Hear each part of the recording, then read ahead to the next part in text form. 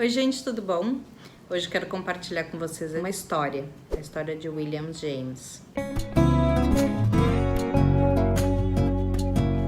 William James tinha problemas sérios. Embora pertencesse a uma família rica e importante, desde o nascimento, Williams enfrentava problemas de saúde que ameaçavam sua sobrevivência. Um problema oftalmológico que o deixou quase cego na infância, um problema digestivo terrível que lhe causava vômitos constantes e o forçou a adotar uma dieta absurdamente específica, deficiências auditivas e espasmos tão violentos nas costas que ele chegava a passar dias sem conseguir se mexer ou se levantar da cama, nem mesmo se sentar. Em virtude da saúde frágil, William James passava a maior parte do tempo em casa. Quase não tinha amigos e se saía mal na escola. Passava os dias pintando. A arte era a única atividade que lhe agradava e também a única em que se considerava bom. Mas infelizmente só ele achava isso. Ninguém comprava seu trabalho, mesmo quando William James já chegara à idade adulta. Com o passar dos anos, seu pai, um empresário muito rico, começou a ridicularizá-lo pela preguiça e pela falta de habilidades. Enquanto isso, o irmão mais novo, Henry James, se tornou um escritor conhecido mundialmente. E a irmã Alice James também construiu uma boa carreira como escritora.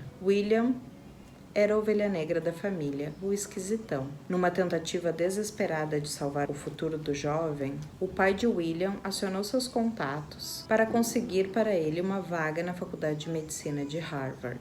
Era sua última chance, alertou o pai. Se ele estragasse tudo, não haveria mais esperança. Mas William nunca se sentiu em casa e nem em paz na Universidade de Harvard. A medicina não o atraía. Passava o tempo todo se sentindo uma fraude. Afinal, se não conseguia superar os seus próprios problemas de saúde, como poderia esperar ter energia para ajudar com a saúde alheia? Certo dia, depois de visitar uma unidade psiquiátrica, William escreveu em seu diário que sentia ter mais em comum com os pacientes do que com os médicos. Alguns anos depois, novamente para a decepção do pai, William abandonou a faculdade, mas em vez de lidar com o peso da ira paterna, decidiu fugir. Juntou-se a uma expedição antropológica pela Amazônia. Isso foram nos anos de 1860, quando uma viagem transcontinental era difícil e perigosa. Se você jogou o Oregon Trail no computador quando era criança, imagine a coisa mais ou menos daquele jeito, com disenterias, bois se afogando e tudo mais. Bom, apesar de tudo, William chegou à Amazônia, onde começaria a verdadeira aventura. Por incrível que pareça, sua saúde frágil suportou o trajeto. Mas logo no primeiro dia da expedição, William contraiu varíola e quase morreu ali mesmo na floresta. Foi quando os espasmos nas costas retornaram, tão dolorosos que o impediam de andar. Ou seja, estava magro e desnutrido por causa da varíola, imobilizado pelo problema nas costas e abandonado em plena floresta tropical. O restante da expedição havia seguido sem ele e sem ter como voltar. Afinal, ele provavelmente não resistiria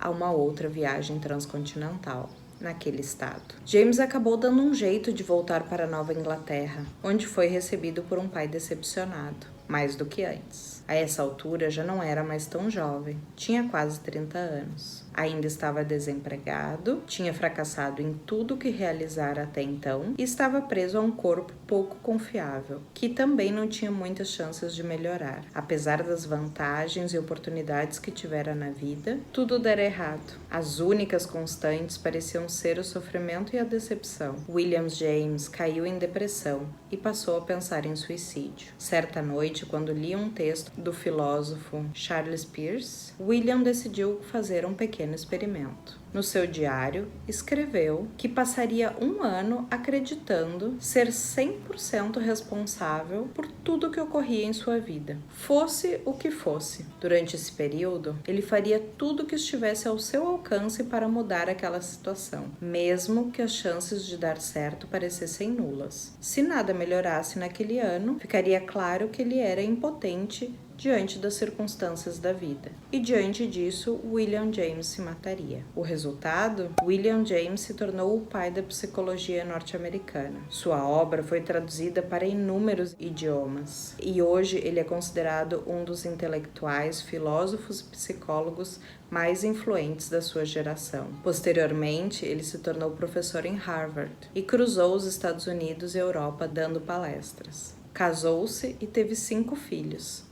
Um deles é o Henry, um famoso biógrafo que ganhou o prêmio Pulitzer. William James chegou a se referir ao seu pequeno experimento como seu renascimento, a causa de tudo o que conquistara na vida. Interessante, né, gente? Depois de contar essa história, o autor ainda traz um pouquinho de que existe uma percepção muito simples e que tem a ver com a mensagem da história do William James, de que nós individualmente somos responsáveis pela nossa vida como um todo, sejam quais forem as circunstâncias externas. Nem sempre dá para controlar o que acontece com a gente, mas a gente sempre pode definir a nossa interpretação sobre os acontecimentos e a nossa reação a eles. Se você gostou desse vídeo, esse trechinho foi tirado desse livro aqui, A Sutil Arte de Ligar o Foda-se, do Mark Manson. Tem link para ele aqui na descrição, espia lá. Até o próximo vídeo, pessoal.